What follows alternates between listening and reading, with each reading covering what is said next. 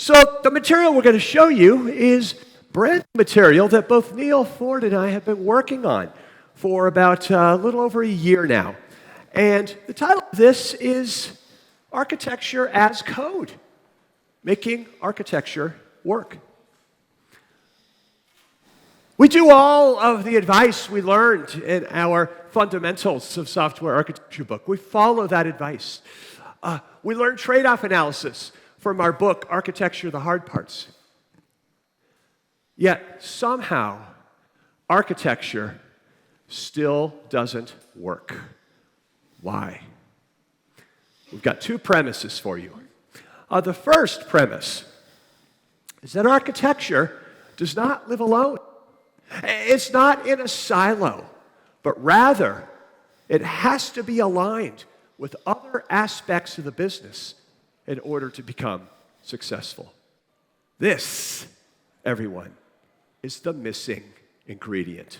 We call these the intersections of architecture, or more formally, what Neal is fond of calling it, architectural nexus. A nexus is an intersection. Multiple intersections form a nexus. So in this journey, in this keynote, we're going to see that it's necessary for architecture to be aligned with implementation. It has to be aligned with infrastructure. It has to be aligned with data topologies, engineering practices, even team topologies.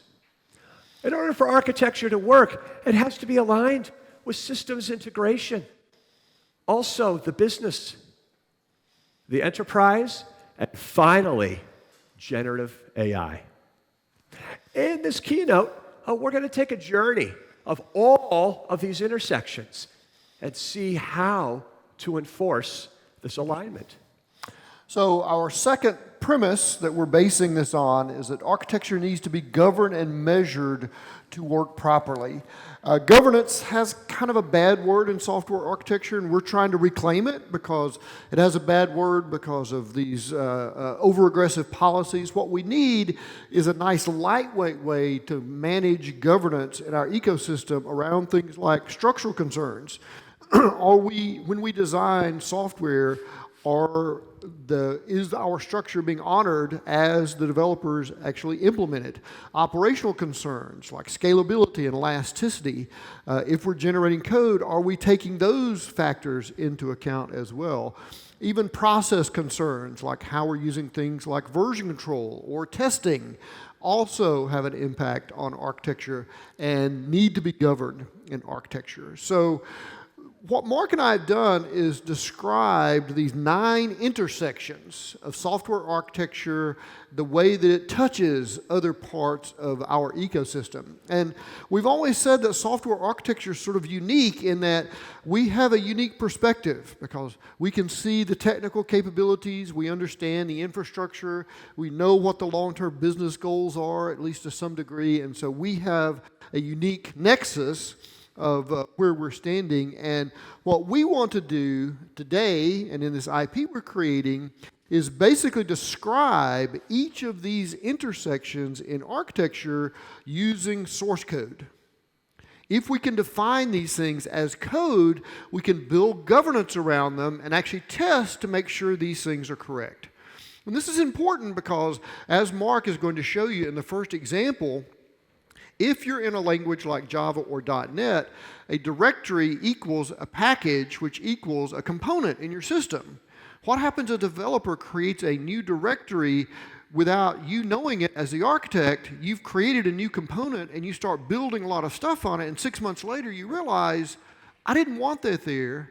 What we really need from an architecture standpoint in all those intersections is a mechanism for really fast feedback. And that's the purpose of all the things we're going to show you today. Can I get really fast feedback on this important thing that has happened to the architecture within my system?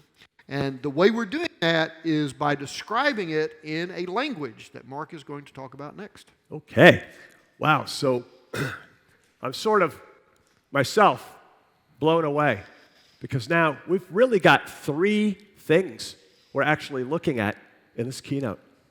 We're looking at this concept of architectural alignment with different aspects of our environment and business.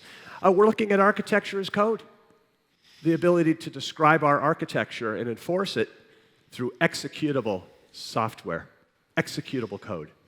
And we're looking at a mechanism to finally provide fast feedback. So what Neal and I did was we experimented with something called an architecture definition language. This is a pseudocode that we developed last year to describe these intersections, describe architecture through code. And in our ADL, it really consists of three main parts. Metadata, that really is describing what is this test that we're describing, what part of architecture is this? All sorts of artifacts that we have within architecture. Libraries, services, domains, subdomains, components, constants, and finally, actions, where we can actually make assertions about these things. What we've been able to do fairly successfully is to be able to take this ADL right here, write a description describing our architecture, and utilize this through structural tools to actually generate that source code, operational tools, and also custom fitness functions for process-related things. And that's what we're going to show you in this keynote. Actual examples of every one of these intersections and alignments. Well, let's get started. The very first intersection we're going to take a look at is that of architecture and implementation. Now, we have a very short time to show 9 of these, but this is my next talk to go really deep into this. But let me at least show you some examples of what we can do, because this is an architecture. So we're going to take our ADL, and we're going to be able to generate structural language, source code, through things like ArcUnit in Java, TSArc in TypeScript and JavaScript, NetArcTest, ArcUnit Net in C#, even PyTestArc for Python. We can generate all that code. So here is an example of an architecture. This room has an architecture. It has some sort of blueprint. Was it implemented to spec? I certainly hope so. Because what we can do through architecture as code is start describing our architecture through executable source code and enforce it. For example, we've got various domains I've identified in my architecture. So I can say, define our application. This will be a ticketing system called SysOps Squad. This is from our hard parts book. And I can say, define ticketing as a domain. Define customer as a domain. Define survey as a domain. And what I can assert is that classes within this system are only contained within those domains and corresponding subdomains. I can take this ADL, this pseudocode, pass it through Gen AI, and actually generate the corresponding source code that's now describing my architecture as executable code that I can now enforce. I can also do this in C#. I could do this in Python.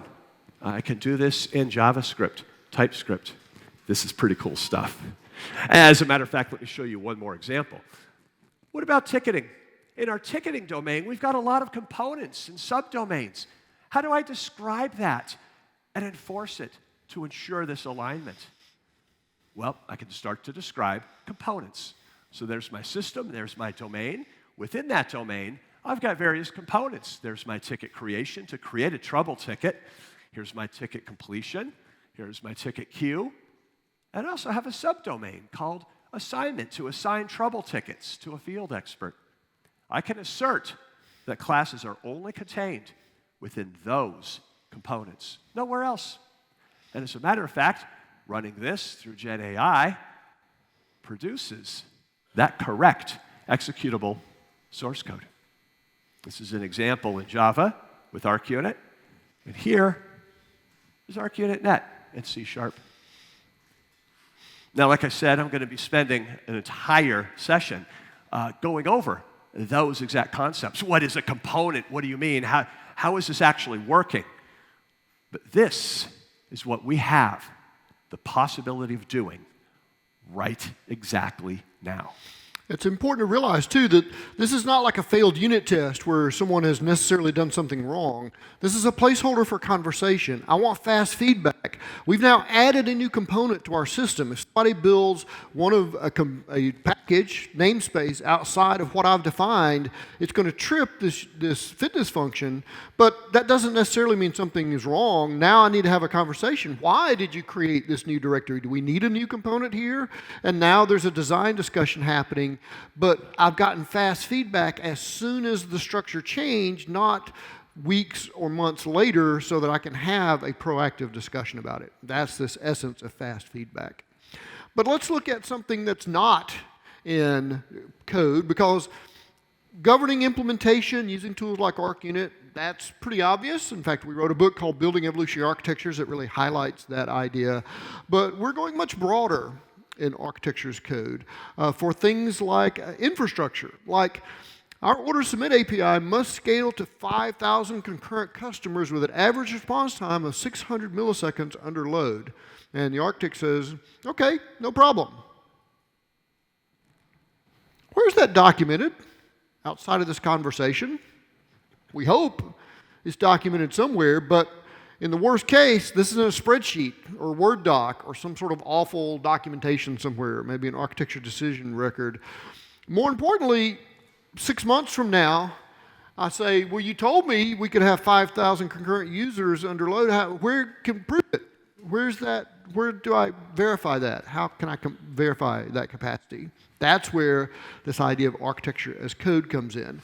Capturing this as an architecture, an ADR, an architecture documentation record, a decision record, ADR, is a great place to put it, but it's not executable. There's nothing that actually makes that verification. It's just a way of documenting this. And so now I can say, I want operational fitness function, describe scalability, here's the system, and assert the response is less than the average response time at a maximum user load. So now I've documented this in code as part of my code base. And now I can either implement this as a custom fitness function of some kind, using something like a monitor, because this is a runtime behavior. I can't run a unit test for this. I need a monitor, but I can wire this into a monitor or observability tools and verify, in fact, that we are in real time getting what I promised our business users that we could achieve. And this allows me over time to check for sort of creeping problems that are happening in my code base, because when I analyze this over time and I see that the number of current users is going up gradually, but I look at the average duration that it takes for request response cycles for each user, what I really want to see in this scenario is as my number of users go up, I have a relatively flat line for the average duration for each user. This indicates that I am in fact scaling the way that I promised that I was scaling as part of the infrastructure capabilities of the architecture that we're designing for the system. This is a more concrete way of documenting this and then turning it into actual tools that execute that behavior. Yeah. Perhaps one of the other areas where we get most misalignment is that of architecture and data topologies. Because too often we treat these as two separate things. And within data, when we start talking about this intersection of data, there are so many fitness functions, architecture as code, tests that we can run to ensure that when we start breaking apart data physically, that we can still ensure that consistency, the integrity of that data, the fact that we're not losing any data, that all of our data pumps are asynchronous, that reporting is not connecting to and reading from transactional data sources, only reporting. You know, we set up all these principles. We all know these, but how do we enforce these kind of things? How do we measure things like connection weights? All of these aspects we can describe and measure through architecture as code. Because the way we partition our data, the type of database we use, is architecture. It impacts our architecture, and vice versa. And so let me show you some examples of this. As a matter of fact, let's look at consistency and data loss. Because I make a decision as the architect. I decided to split the database into two different domains to get much better scalability, change control, and fault tolerance. Pretty sound architecture decision. Well, the business says, great, but make sure that the tickets are consistent between these domains and we don't lose any data. Sure, okay. Yeah, where is that decision and information documented? Where's that constraint about ensuring we don't lose data? That tickets are consistent in this domain and also in this domain. And how do we verify? Oh, yeah, don't worry, it's consistent. Really? How do we know? Well, here, typically, this kind of decision is documented through an architecture decision record, an ADR, as Neal just described. But how's it enforced? Architecture as code. We can add a corresponding ADL, architecture definition language, on the governance section of our ADR. Boy, now that's a lot of acronyms. ADR, ADL's MOUSE, yes. And now I can describe to say we have two domains, admin and ticketing. Assert that tickets must be consistent between those domains. I can write now a custom fitness function as code, executable, to ensure this alignment. And as a matter of fact, here is our one area over here with our customer, and there's our other database in ticketing. I can write a fitness function because I can certainly count the number of tickets in this database. I know how many are pending because that's the number sent, and also the number in this database. And I can assert every hour that the number of tickets in the left-hand domain is equal to the number of tickets I sent that haven't been processed, plus the ones in that database. This is just one of hundreds of examples within data that we can start enforcing these kind of constraints.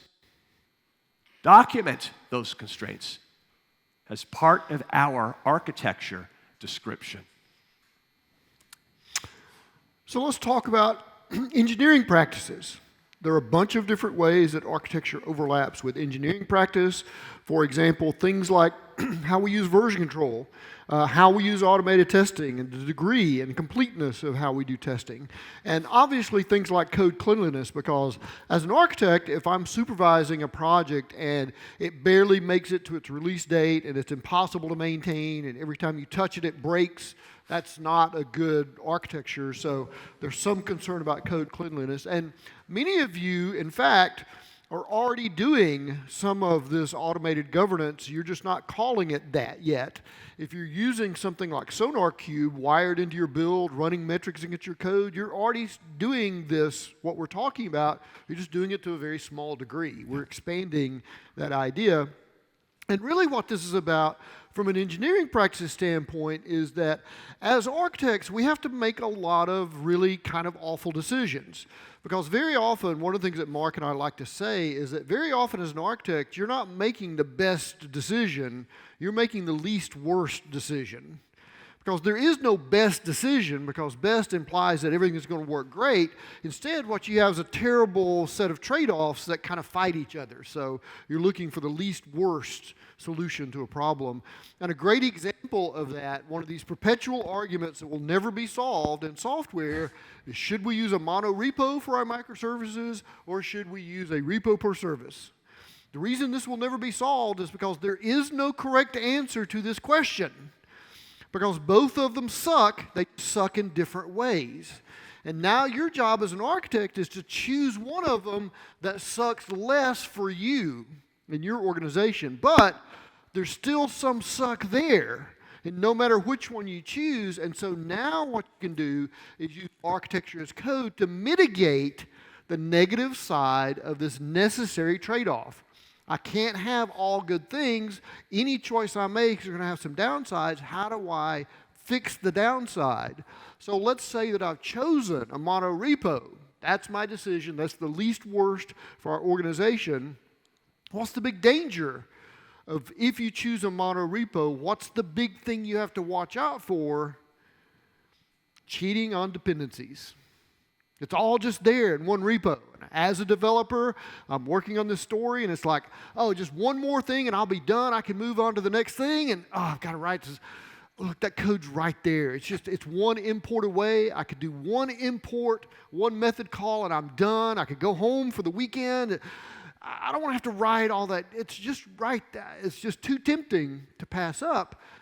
This is the problem of using something like a monorepo. So can I use my superpower of architecture's code to govern the misuse of that? So for example, if I have a microservices ecosystem like this, I have all these medical monitors, and they all should be completely independent of one another, except sleep relies on heart rate and respiration. And so if I have all of these in a mono, Whoop. So it's like you lost your mic. so I write code to do that. Oh, Define each of my services. there it goes. I define each of my services, and now assert that sleep depends on heart rate and respiration, but assert none of the rest of these depend on anything else.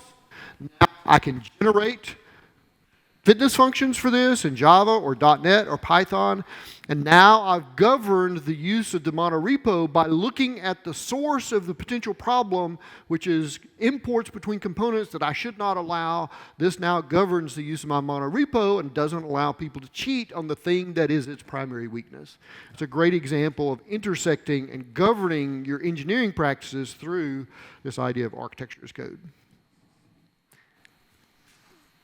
In order for architecture to work, it also has to be aligned with our team topologies. The way we structure our teams, whether it's at a very high level, where we use either technically partition teamed, and those are groups of UI developers, teams of back-end developers, teams of database developers, and so on, or whether they're domain partition teams, teams of cross-functional teams, like in Agile, for example, where we have all of those technical roles in the same team. Well, back a couple years ago, it was many years ago actually, Team Topologies book came out and really described 4 possible kinds of teams, stream-aligned teams that are focused on implementing certain features. And then, of course, we have enabling teams, complex subsystem teams, and finally, platform teams. And what we tend to do is structure our teams accordingly. So, for example, in our trouble ticket system, the SysOps squad, we decided to have 2 stream-aligned teams. We have a stream-aligned team for all the admin portion of this system. We have a stream-aligned team for all the ticket processing and the ticketing part of this system. But ticket assignment is a very, very complex piece of this system, extremely complex. And so consequently, we created a complex subsystem team. Looks good. Or is it? How do we know that this kind of alignment will enable my architecture? And that my architecture, the way I structured it, is aligned with this kind of team topology. These have to be aligned in order to make things work. How can we tell? One way we can tell is to say, are these teams getting in each other's way? One of the things in Matthew's book, as an indicator, is that complex subsystem teams, enabling teams, platform teams, are also supposed to be helping the stream-aligned teams, not getting in their way, making them the most efficient team possible. Well, let's start thinking for a second. How do I know if they're getting in the way? I suppose one way is I can say, if I create a JIRA ticket for a new feature, how many tickets do I have to create? Do I have to create one for this streamline team, one for this enabling team, one for this complex subsystem team? Maybe that's not such a great alignment. But what's another really good way of determining if teams are getting in the way? Merge conflicts. It's one good metric. You see, what we do in each of these alignments is say these words continuously. And Neal, what are those words? What's up? The data. Oh, where's the data, and where does the data live, and how do I get to it? Where's the data That's our live, mantra. and how do I get to it? I'm going to add one prior. What is the data that I can capture? Where does it live, and how do I get to it? Well, merge conflicts. Yes, if these teams are continuously having merge conflicts, they're getting in the way. Will not meet our goals of maintainability, testability, deployability, overall agility. So what I can do is say this. Well, from a merge standpoint, I expect maybe just 5%, less than 5% between these stream-aligned teams. We may have some shared codes, some shared entity objects. Okay, less than 5%. But there should be 0% between our complex subsystem team and the stream-aligned team for admin. And we'll accept less than 10% between these. Probably a good principle. Where is this documented? How do I verify this alignment? Architecture as code. I can now describe this whole process of merging through this architecture definition language. This describes this intersection between my architecture and my team. So notice I'm asserting each of these teams, I'm describing those teams, asserting that each of these. Now here, I can actually take this and generate corresponding script in GitHub that actually measures the merge rates. Looks for those conflicts, measure those, and alert me if, in fact, they go over our predetermined amounts. This is pretty cool. This is describing my architecture and the corresponding team structure of how to successfully implement and further maintain this architecture. A lot of companies experiment with things like this. It's like, well, we read the team topologies book. Let's see if that would actually work here. But they don't actually ever measure to see if it's working or not. Or, are we achieving the goals that we set out? Because you come up with these sort of informal, aspirational goals, and you start doing it, but you never measure it to see what's actually happening. And this is a great example of what data do I need? Well, I need to know what the impact is on teams. What is the architectural artifact of that impact? It's merge conflicts. And so if I measure that, I can see how well those teams are interacting with each other and govern that and actually measure to see, is this practice that we've adopted, is it actually making things better or just driving churn? System integration is obviously another area where we can do a lot of impact with architecture as code around things like metrics. There's a set of LADS metrics, which is a way of measuring coupling in software architecture. There are a whole bunch of enterprise-driven architecture patterns and their fitness functions that govern all of those things. Contracts describe how systems meet up with each other, and there are practices like consumer-driven contracts that help you govern meeting points within your architecture. There's some fascinating stuff around conflict resolution-free data types, which are data types that automatically handle merge conflicts, which is kind of proactively looking at your architecture. But you can also use some more sophisticated measures around things like observability. So let's say that I have a system like this. This is actually our trouble ticket system, and I'm interested in dependencies between all of these services. So for example, the user interface there depends on ticket creation. Ticket completion also depends on ticket creation. So I'm interested in analyzing how this integration architecture is wired together, because what I really want to see is, well, do I have fragile points here? Because from an availability standpoint, which of these these is my hotspot. So in other words, if there's one of these that goes down, it'll have a biggest impact on the overall availability of my architecture. So I can start looking at, first of all, how dependencies work in this architecture. So I can look at the system, describe all these services, and assert all dependencies in the system exist between these listed services. So these are all the dependencies in my entire system. I can write some governance around that to ensure that these are, in fact, the only dependencies that exist there in my system as I've defined them here. And now I can say, if I have log entries for these entries at runtime, and the log entries look like this. So it's one thing to actually define this up front, but I also want to know what kind of behavior it's exhibiting at runtime.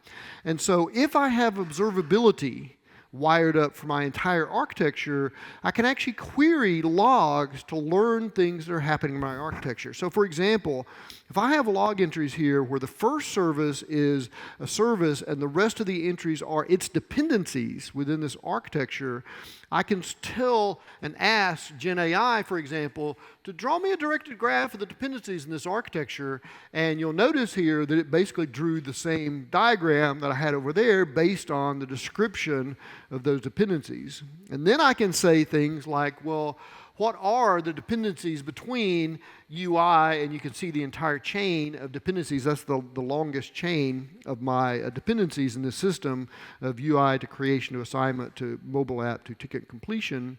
And notice that when I ask it to draw the relationships between these things, it basically draws the same relationship that I had in my architecture diagram between these things, just in a directed graph. And I also ask it, what is the longest dependency chain in this particular architecture? And it is, in fact, this chain of UI, creation, assignment, mobile app, and completion, meaning that if one of these dies, this is going to create the most fragility in my integration architecture. All right. In order to make architecture work, it also has to be aligned with the business. You know, this one's a tough one, because business is constantly changing. 10 or 20 or 30 years ago, business was changing. But not at the fast pace it is now. Business would certainly pivot, think of new lines of business, ways to become competitive, but those changes would take years to implement. Today, months. Folks, we in IT are now the bottleneck, typically for businesses being able to respond to market changes, market conditions, different competitive aspects, regulatory compliance. Yeah, we have to be aligned. I say we, and our architectures have to be aligned with business in order to be successful. Let me show you what I mean.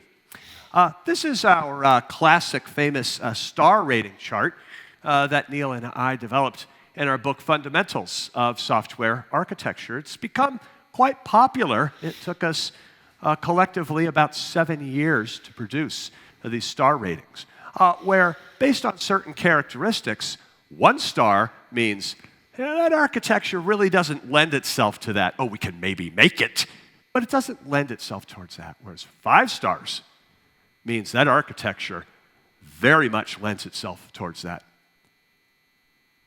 But interesting.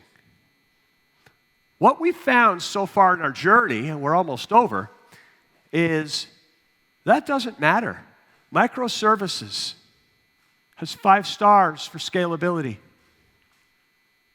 That's the characteristic of that architecture.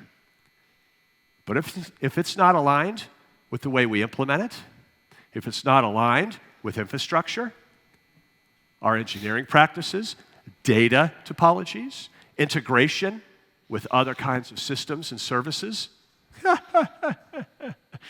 we'll never come close to achieving 5 stars of scalability. That's the importance of these alignments. So let's talk about the business piece, because we know that these characteristics on the left-hand side really relate to the shape of those other architecture styles relative to each other. Monoliths don't scale as well as distributed. This gives us a qualitative analysis. But did you ever wonder where these things come from? Where do those characteristics come from? They come from the business. That's what drives our architecture choices. Oh, not only for greenfield, new systems, but the existing system you all are currently working on. That architecture may have been created 5 years ago, 10 years ago, 20 years ago. Is that still viable today? Is that architecture that we're maintaining that seems, of course, all the functionality passes, but is that architecture suited for the shape of our business and where it's at today? That's what this alignment is all about. Because there's various aspects when we mean, what about the business? Is your business undergoing severe cost-cutting measures in order to stay alive and stay afloat?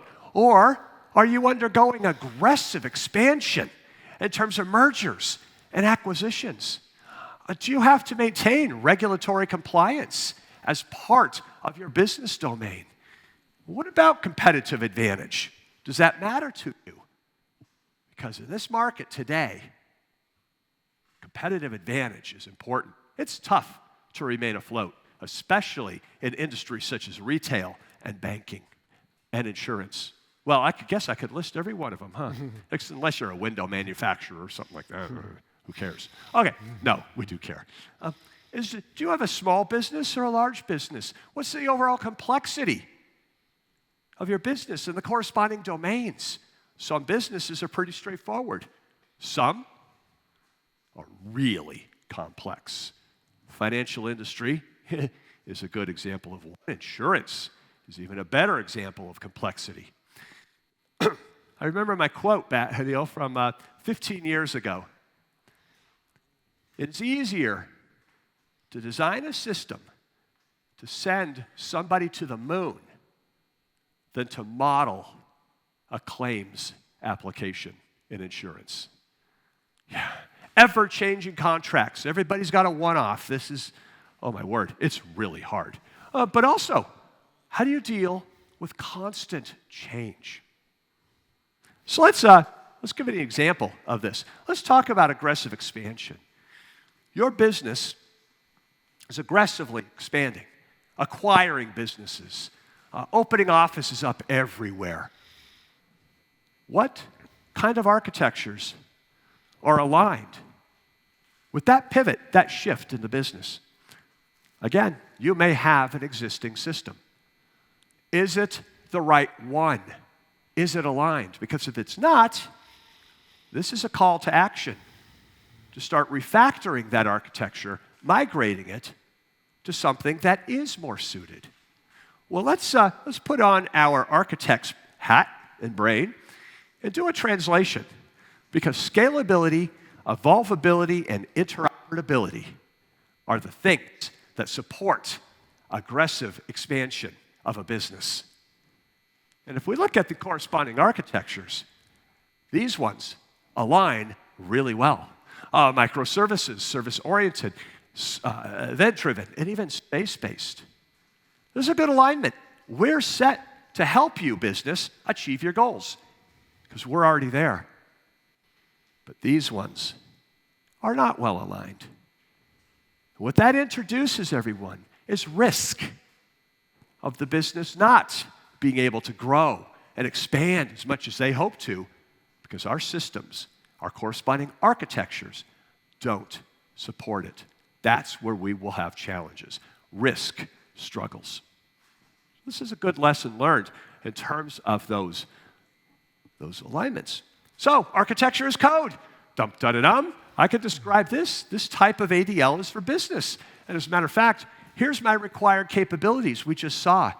The architecture has to support scalability, extensibility, and interoperability. And I can assert here, that's my action, that the system must exhibit these defined characteristics. What use is this ADL? This ADL tells us exactly what we should measure, what we should be paying attention to. Now I can scope my measurements, my fitness functions, to what we need to produce. All right. And of course, I can write custom fitness functions for this, or I could use observability tools and observability platforms, especially for operational characteristics. So let's talk about the intersection between architecture and the enterprise. And of course, we have a defined role for that intersection called enterprise architects. But enterprise architects have a lot of things they have to do. One of my colleagues put together this mind map at some point of all the responsibilities that may show up at the doorstep of an enterprise architect, things around the business, around technology choices and platforms and governance and adaptability and evolution, things around automated systems and platforms and the IT organization and the trade-offs that they have to think about. This, of course, is a wide open area for architecture as code and selective places within your enterprise ecosystem. Start defining things concretely in code. One of the things that we've found is that a lot of enterprise architects are frustrated all the time because they're thinking long-term strategic direction of the company, but the application architects are on the ground. They're making tactical decisions, not strategic decisions. And it's hard to reconcile the tactical decisions with the strategic ones. This allows enterprise architects to define strategic decisions as code and then make that a constraint on projects to make sure those things are actually happening.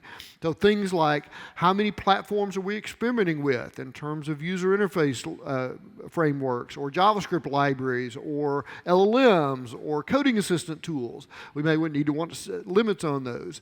Things like zero-day security checks, things like software materials, which is going to become a bigger and bigger problem now that we have attack vectors driven by generative AI in our software system. So we need to pay very close attention to what makes up all of our software. You can have things like global coding standards. We can define things like we need to make sure that we're using a consistent security library throughout our entire enterprise because there's really important things that are encapsulated that we're trying to secure. And so we're going to define our system here and then make sure that we are using this very specific security library and a specific version of the security library, and we can build custom fitness functions. They're actually commercial software that does software bill of materials checks for you and other ways to verify that. But this is one of those great examples of modern software consists of tens of thousands, hundreds of thousands, millions of little moving parts.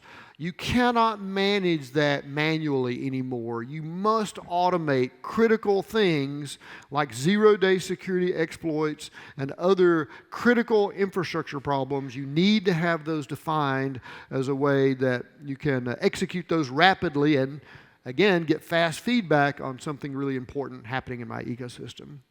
And the last of our intersections, you can't do any technical talk in 2025 without mentioning the subject of your talk. And that is not the main subject of your talk. And that, of course, is an obvious brand new intersection that we have to deal with. But as architects, LLMs, as tempting as they are to crack open and all that delicious complexity inside them, are really a black box for us. We have to think about what it takes to productionalize these things. And so what is the supporting ecosystem around things like architecture patterns that are emerging, observability of LLMs, which is getting more and more powerful all the time. Coding assistance is obviously one of those choices where we're seeing a lot of advances with agentic coding assistants, et cetera. But the main place that we're going to interact and rub up against generative AI are evals and guardrails. Guardrails or rails are ways of manipulating the input and the output of the LLM to filter the inputs or filter the outputs or do some aggregations or other manipulation, keeping state for things like chat, etc. So these are all ways that manipulate the immediate input and output to protect things like privacy and other checks like that. This gives you a way to look at what the LLM is doing, and so we can define rules here that say, for example, let's say that our grading system that we talked about briefly here has manual graders, but we want to also start using AI graders to grade essay questions. Well, but one of the things we want to make sure is that is the AI grader doing as good a job as a manual grader? In other words, are they giving the same grade as a manual person would give? And so we want to be able to do comparative checks between the AI grader. We want to spot check against a manual grader to see, well, did the AI give the same grade for the same reasons as the manual grader, to verify that, yeah, the AI grading is working the way that we think it's working. That can be a custom fitness function, or it can be something like manual verification. These fitness functions don't require automation. We like automation because it gives you faster feedback, but there are cases like this where manual intervention is the way to go because we're replacing some sort of manual behavior, and we want to make sure that we exhibit the exact same behavior that from the AI system as the manual one, at least within some acceptable threshold. This is the idea of architecture as code, a way of getting super fast feedback on important structural changes in your architecture. One of the common tropes has always been that, well, in agile software development, you don't really need architects. You should just let your system grow like a weed. But the problem is you end up not with a garden, but with a weed bed if you allow that to happen in your architecture. Agile in architecture doesn't mean the lack of architects. It means wiring in fast feedback on important changes to your system. And that's exactly what we're describing here as a mechanism for super fast feedback for all of these things that happen in software development that impact the architect's daily life. Yeah. And this is material that both Neal and I have been currently working on our next book, which hopefully by late next year we will have out. But this is really the missing link, making sure that architecture is in fact aligned with all these areas. So anyways, thank you all so much. Thanks. Have a great rest of the conference. Thanks.